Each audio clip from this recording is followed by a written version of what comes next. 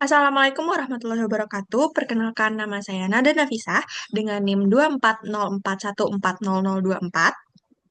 dan Perkenalkan, nama saya Natasha Aulia dengan NIM 24140404065. di sini kita akan menyajikan presentasi berdasarkan artikel ataupun jurnal yang telah kita buat yaitu Analysis of Wireshark via Wi-Fi and Coffee.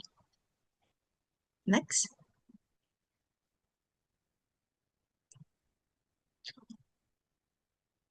Oke, di sini saya mau menjelaskan latar belakang dari artikel kami. Yang pertama, kebutuhan akses WiFi publik itu semakin meningkat. Yang kedua, pentingnya kualitas jaringan untuk kenyamanan pengguna.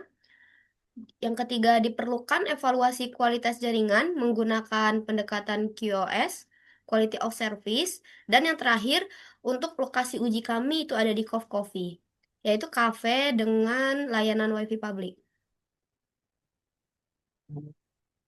Kemudian kita masuk ke rumusan masalah dari laporan ataupun artikel kami ini, yakni di sini ada berdasarkan latar belakang yang sudah disebutkan tadi, ada gimana sih kualitas jaringan WiFi publik di Coffee jika diukur dengan parameter QoS atau Quality of Service. Next slide. Untuk tujuan penelitian kami, itu yang pertama adalah kami menganalisis kualitas jaringan WiFi di Coffee. Yang kedua, kami menggunakan aplikasi Wireshark dan metode kuantitatif. Dan terakhir adalah kami menggunakan parameter QoS, yaitu Throughput, Packet Loss, Delay, and Jitter.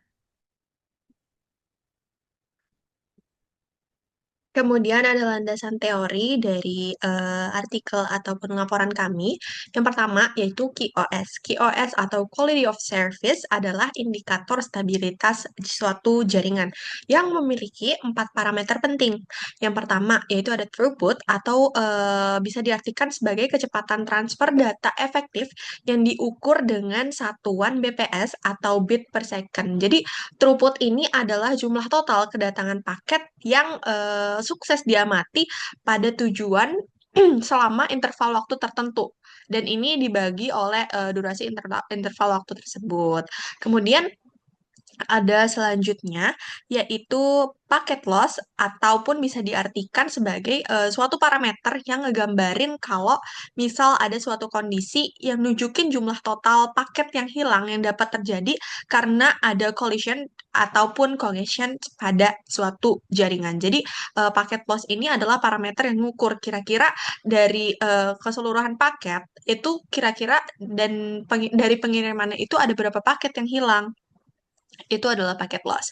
Kemudian kita beralih ke parameter QoS selanjutnya, ada delay atau latency, ataupun kita artikan sebagai waktu yang dibutuhkan data untuk menempuh jarak dari asal ke tujuan. Jadi kira-kira waktu dari data ini dikirim dan diterima ini delay-nya itu berapa? Dan delay ini tentunya dipengaruhi oleh banyak aspek. Seperti contohnya ini ada jarak, kemudian ada media fisik. Kalau jarak tadi contohnya seberapa dekat misalkan eh, device yang kita pakai buat ngukur dengan jaringan utama tersebut. Kemudian ada juga media fisiknya, kongesti atau juga waktu proses yang lama. Kemudian selanjutnya ada jitter.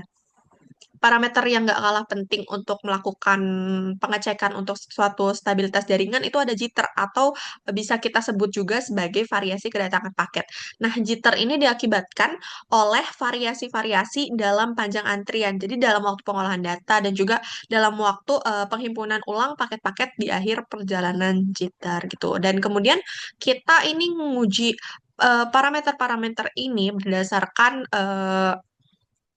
sumbernya yaitu Tipon. Oke, next slide. Oke, lanjut. Untuk metodologi pada artikel atau penelitian yang kami teliti itu yang pertama, jenis penelitian kami itu kuantitatif, di mana kami mencari data, mengolah data, dan menganalisis data. Yang kedua, tools yang kami pakai itu Wireshark. Untuk langkah-langkahnya, yang pertama, kami mengumpulkan data WiFi di Coffee. Yang kedua, kami menganalisis data mentah dari Wireshark. Yang ketiga, Setelah kami olah menggunakan rumus setelah kami olah yaitu dengan menggunakan rumus quality of service, dan yang terakhir itu kami menarik kesimpulan berdasarkan standar TIPON.